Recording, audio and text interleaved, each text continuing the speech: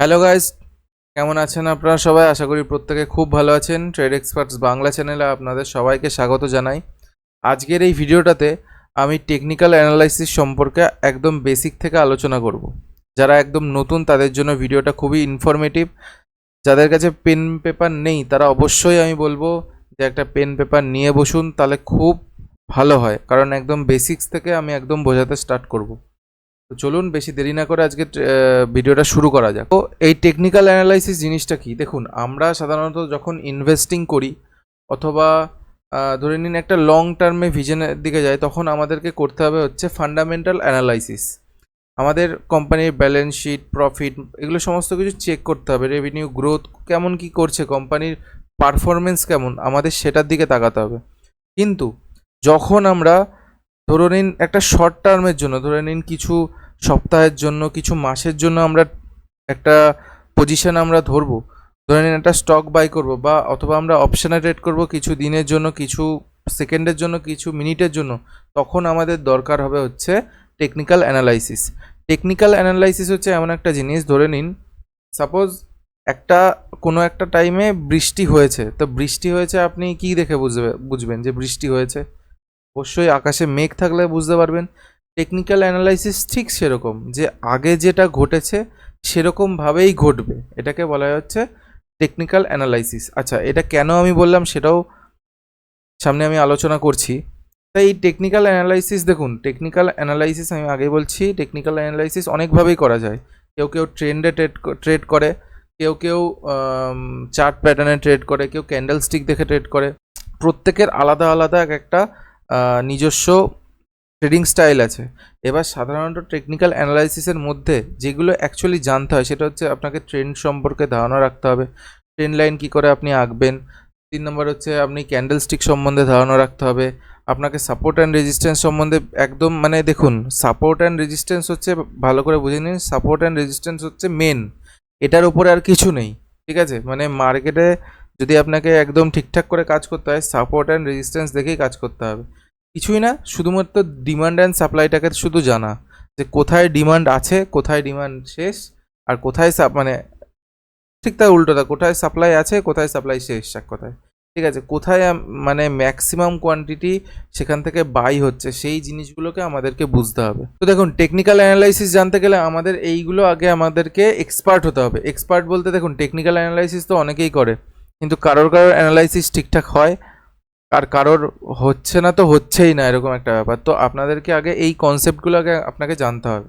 দেখুন, প্রথমে হচ্ছে আমাদের ট্রেন্ড কি, কত প্রকারের ট্রেন্ড হয়, আমাদেরকে এই সম্বন্ধে আগে জানতে হবে। তারপরে সাপোর্ট অ্যান্ড রেজিস্ট্যান্স কী করে কাজ করে, চার্ট প্যাটার্ন কী করে কাজ করে, ক্যান্ডেলস্টিক কী করে কাজ করে। দেখুন, এই সবকটা টপিক নিয়ে যদি আমি এই একটা ভিডিওতে আমি কভার করতে পারবো না। আজকে ট্রেন্ড সম্পর্কে আর সামান্য সামান্য করে এই কটা সম্পর্কে আমি ধারণা দেব।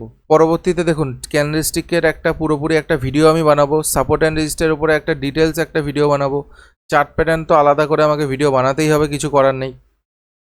তো প্রত্যেকটা টপিকই এক একটা খুব গুরুত্বপূর্ণ টপিক, এটাতে জাস্ট একটা ছোট্ট ভিডিও বানিয়ে দেবো, তাতেই আর হবে না। যাই হোক, তো দেখুন আমরা ট্রেন্ডের জিনিসটাকে শুরু করি। আচ্ছা, ট্রেন্ড মানে কি? ট্রেন্ড মানে হচ্ছে আমাকে একটা ডাইরেকশন। আচ্ছা, ডাইরেকশন কেমন? ধরে নিন মার্কেট এখান থেকে প্রাইস শুরু হলো, ওপরে যাচ্ছে, তাহলে এটাকে আমরা কি ট্রেন্ড বলবো? এটাকে বলবো হচ্ছে আপ ট্রেন্ড। উপরের দিকে যে ডিরেকশন থাকবে তখন আমরা তাকে আপ ট্রেন্ড বলবো। আচ্ছা, যখন নিচের দিকে আসবে তখন আমরা তাকে কি ট্রেন্ড বলবো? আমরা তাকে বলবো ডাউন ট্রেন্ড। এই নিচের দিকে আসছে তাই ডাউন ট্রেন্ড। আচ্ছা, এই দুটো ট্রেন্ড বাদেও আর একটা ট্রেন্ড হয়, সেটা কি? সেটা হচ্ছে সাইডওয়েজ ট্রেন্ড।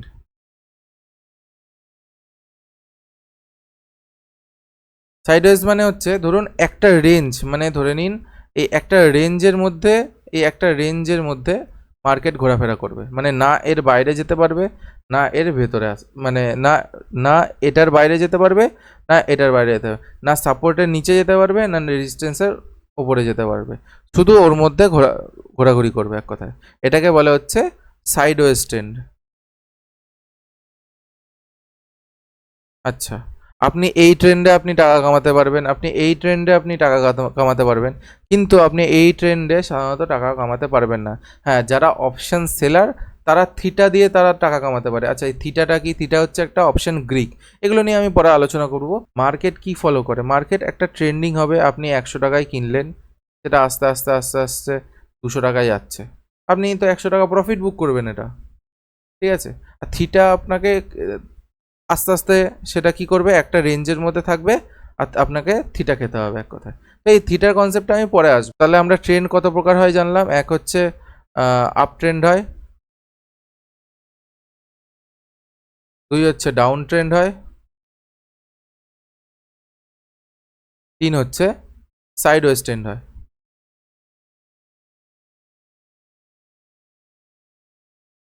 দেখুন, ম্যাক্সিমাম যখন আমরা একটা ডিরেকশন মুভ চাইছি যে আমরা উপরের দিকে আমরা কিনবো, তখন আমাদেরকে ট্রেন্ড ফলো করতে হবে। ট্রেন্ড সবসময়, আমি একটু অ্যাডভান্সে কি বলবো, ট্রেন্ড সবসময় একটু হায়ার টাইম ফ্রেমে দেখাটা উচিত। কারণ কি হয়, হায়ার টাইম ফ্রেমের ট্রেন্ডটা আমাদের ক্লিয়ার থাকে, নাহলে লোয়ার, ধরুন হায়ার টাইম ফ্রেম বলতে ধরুন একদিনের টাইম ফ্রেমে মার্কেট ওপরে যাচ্ছে, কিন্তু দেখলেন যে 5 মিনিটের টাইম ফ্রেমে মার্কেট নিচে আসছে। কিন্তু ভালো করে বুঝবেন, এই একদিন ধরে যারা উঠিয়েছে মার্কেটকে, তারা কি 5 মিনিটের মধ্যে নিজেদের পজিশনটাকে স্কোয়ার আপ করবে? কোনোদিনই করবে? আপনি করতেন? করতেন না। যে আমি একদিন ধরে হোল্ড করে বসে আছি, আমি 5 মিনিটের টাইম ফ্রেমে একটু নিচে আসছে, তাতে আমার কি? আমি তো একদিনের টাইম ফ্রেমে আমি তো পজিটিভই আছি। সে একটু পুল ব্যাক আসছে, মার্কেট পুল ব্যাক করছে, অসুবিধা নেই। তো সবসময় ট্রেনটা একটুখানি হায়ার টাইম ফ্রেমে দেখাটা উচিত আমার মনে হয়। ট্রেন্ড তো জানলাম, এবার হচ্ছে আমরা এটা দেখা যাক। আচ্ছা, এটাকে আমরা কি বলবো? এটা ধরুন মার্কেট এইখান, মানে কোনো একটা প্রাইস, শেয়ারের প্রাইস 100 টাকা থেকে শুরু হয়েছে। এটা ধরুন প্রথমে গিয়ে একটা হাই মারলো, তাহলে এটাকে আমরা হাই বলবো। আর নিচে এসে এটা লো মারলো, তাহলে এটাকে আমরা লো বলবো। আচ্ছা, এই হাইটা তো মারলো, এই হাইয়ের তারপর কি করলো, প্রাইস এখান থেকে গিয়ে আবার একটা নতুন হাই তৈরি করলো, তাহলে এটাকে আমরা কি বলবো? এই হাইয়ের ওপরে, তার মানে কি বলবো? Higher high.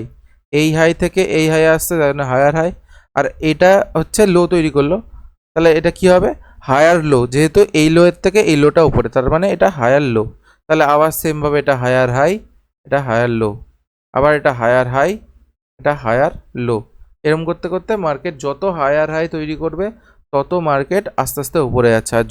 আর ডাউন ট্রেন্ডের ক্ষেত্রে কি হয়, ডাউন ট্রেন্ডের ক্ষেত্রে কি হয়, ধরে নিন একটা মার্কেট একটা লো তৈরি করলো, তাহলে এই লো থেকে আবার উপরে যাচ্ছে, তাহলে এটা লোয়ার হাই, বোঝা গেল? আর তার থেকে আরও নিচে আসছে, তার মানে এটা কি? লোয়ার লো। এই লো এর থেকে এই লো নিচে, তার মানে এটা লোয়ার লো। তাহলে এটা কি হবে? তাহলে এটা লোয়ার হাই, আবার এটা লোয়ার লো, এটা লোয়ার হাই।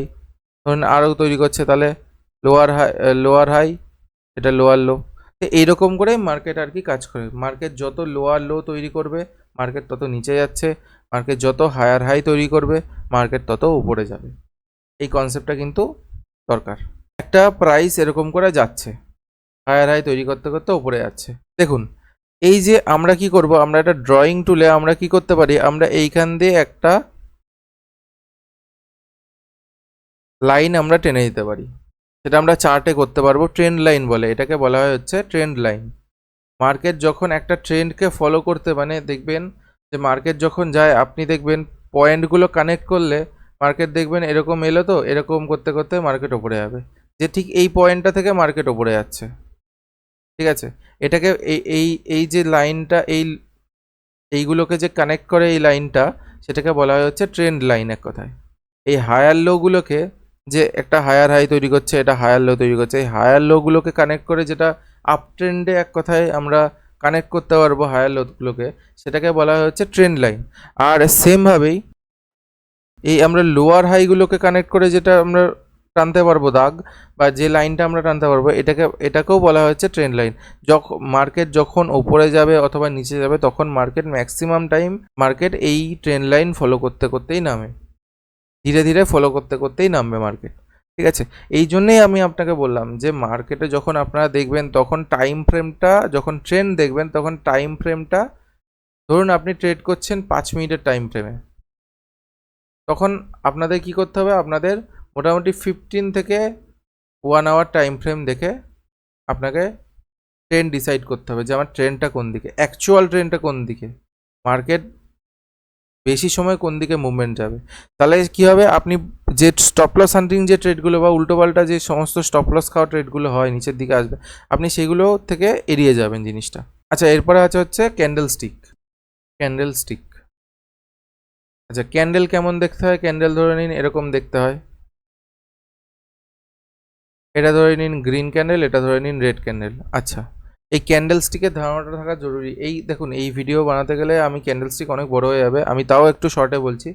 এই ক্যান্ডেল স্টিকের মানে কি বোঝায়? বোঝায় ধরে নিন এটা হচ্ছে ওপেন প্রাইস, ঠিক আছে? এটা গ্রিন ক্যান্ডেল, মানে নিচ থেকে ওপরে গেলে সেটা গ্রিন হবে, আর ওপর থেকে নিচে এলে সেটা রেড হবে। বোঝা গেল? তো এটা ধরুন ওপেন প্রাইস, এটা ধরুন ক্লোজ প্রাইস, এটা হাই, এটা লো। এইবার এটার মানে ধরে নিন এটা 110, 115, 90। মার্কেট কি করেছে এবার বোঝা যাক। মার্কেট 100 থেকে শুরু হয়েছে, ম্যাক্সিমাম নিচে এসছে, দেখা গেল এটা 5 মিনিটের ক্যান্ডেল। তার মানে এটার মানে কি, যে মার্কেট 100-তে শুরু হয়েছিল, প্রাইস 100-তে স্টার্ট হয়েছিল, 100 থেকে ম্যাক্সিমাম 90 এসছে, 90 থেকে সে ম্যাক্সিমাম গেছে আরও, সরি মিনিমাম 90 এসছে, ম্যাক্সিমাম গেছে হচ্ছে 115, আর ক্লোজ হয়েছে 5 মিনিটের মধ্যে 110-এ। সেম কনসেপ্ট এখানেও, এটা যেহেতু রেড ক্যান্ডেল, ওপেনটা কোথায় হবে? ওপরে হবে। এখানে হচ্ছে ক্যান্ডেলটা ওপেন হবে, এখানে হচ্ছে ক্লোজ হবে। ওপেন প্রাইস ধরে নিন 115, ক্লোজ প্রাইস 110, আর এটা 90, এটা 120। এবার ধরে নিন মার্কেট ওপেন হয়েছে, প্রাইস ওপেন হয়েছে কোথায়? 115-তে। হাই কত মেরেছে? 120, মানে ম্যাক্সিমাম এই 5 মিনিটের মধ্যে হাই মেরেছে হচ্ছে 120, আর লো মেরেছে কত? 90, আর ক্লোজ হয়েছে কততে এসে? 110-এ এসে, সরি 110-এ এসে ক্লোজ হয়েছে। বোঝা গেল? তাই এটা হচ্ছে ক্যান্ডেল স্টিকের কনসেপ্ট। ক্যান্ডেল স্টিক একটা বোঝায় যে একটা টাইম ফ্রেমের ক্যান্ডেল স্টিক, ধরে নিন 1 মিনিটের মধ্যে কি হলো মার্কেটে, প্রাইসের ফ্লাকচুয়েশন কি হলো, সেটা আমাকে ক্যান্ডেল স্টিক বোঝায়। যে 100-তে আমি, এই যে আমি 100-তে আমি ঢুকলাম, ম্যাক্সিমাম আমার গেল 115 হাই মারলো, মানে ম্যাক্সিমাম ওই 5 মিনিটের মধ্যে ধরে নিন 115 হাই গেল, আর সব থেকে কমেছে হচ্ছে 90-এ এসছে, আর সেই 5 মিনিটের মধ্যে ক্লোজ হয়ে গেছে 110-এ। ঠিক এই 5 মিনিট যখন শুরু হবে, ধরুন আবার একটা ক্যান্ডেল শুরু হলো, সেটা আবার নিচেও চলে আসতে পারে, উপরেও চলে যেতে পারে। ব্যাস, এটা হচ্ছে মেন কনসেপ্ট। আচ্ছা, এবার দেখা যাক চার্ট প্যাটার্নটা কি। দেখুন, চার্ট প্যাটার্ন হচ্ছে বিভিন্ন, কি হলো, বিভিন্ন যে মার্কেটের মোমেন্টাম, ধরে নিন এরকম করে যাচ্ছে, ঠিক আছে, দিয়ে মার্কেট এরকম করতে আরম্ভ করলো, দিয়ে দেখা গেল যে মার্কেট একটা দাগ দিয়ে এরকম করে ব্রেকআউট দিয়ে দিল। তখন আমরা কি করব, এইখান দিয়ে একটা ধরুন ট্রেন্ড লাইন টেনে, এখান দিয়ে ধরুন একটা ট্রেন্ড লাইন টেনে আমরা একটা, এটাকে বলা হচ্ছে চার্ট প্যাটার্ন। এটা কি বোঝায়? এটা হচ্ছে এই যে একটা সময় বৃষ্টি হয়ে এসছে এরকম দেখা গেলে এটা মার্কেট ফলো করে, এটা মার্কেট উপরের দিকে যায়, ফলো করে। তা এইবার দেখা যায়, আচ্ছা যারা অনেকে তো শেয়ার মার্কেটে কাজ করেন, একটা তাহলে একটা কমেন্টও ইয়ের জন্য করা যায়। আচ্ছা, এই প্যাটার্নটাকে আমরা কি বলি? মার্কেট যখন এরকম করে যায়, তারপরে যে ব্রেকআউট দিয়ে উপরে চলে যায়, এটাকে কি প্যাটার্ন বলি? সেটা অবশ্যই যারা জানেন তারা কমেন্ট করে জানাবেন, আমি আর বলছি না। যাই হোক, তো চার্ট প্যাটার্ন হচ্ছে, ধরুন আগে এরকম একটা, যে না এরকম বৃষ্টি হয়েছে কেন, এই যে এটা হচ্ছে বৃষ্টি, এক কথায় বৃষ্টি হয়েছে কেন, এটার জন্য মেঘ করেছিল বলে।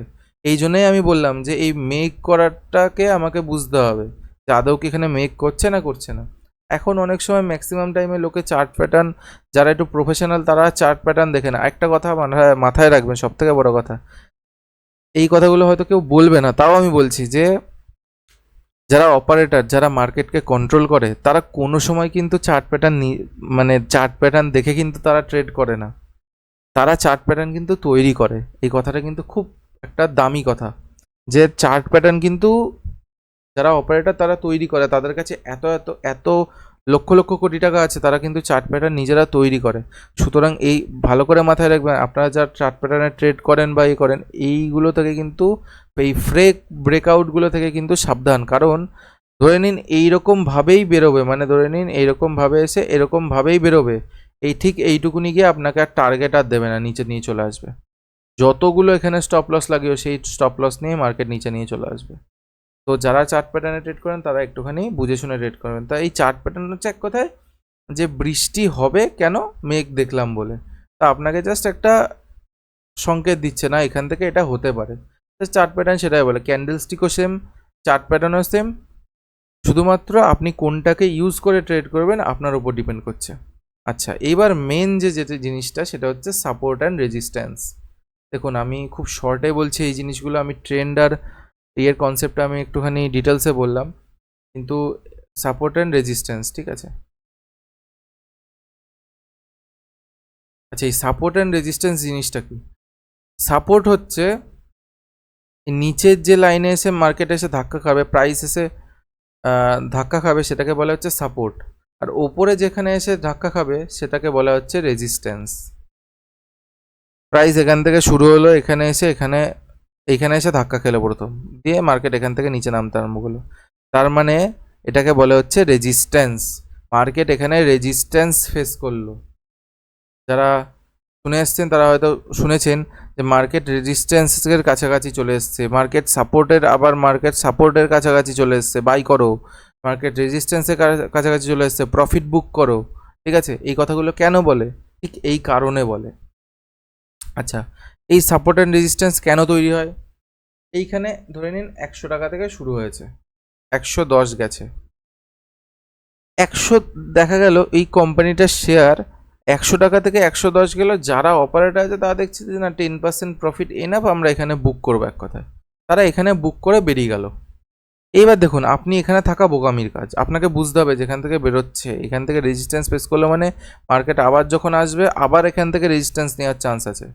তো সুতরাং আপনার তখন কি হবে, এন্ট্রি পয়েন্ট কোথায় হবে? আপনি যদি সেলিং করেন তাহলে আপনার এন্ট্রি পয়েন্ট হবে এইখানে, আর যদি আপনি বাইং করেন তাহলে আপনার এন্ট্রি পয়েন্ট হবে এখানে।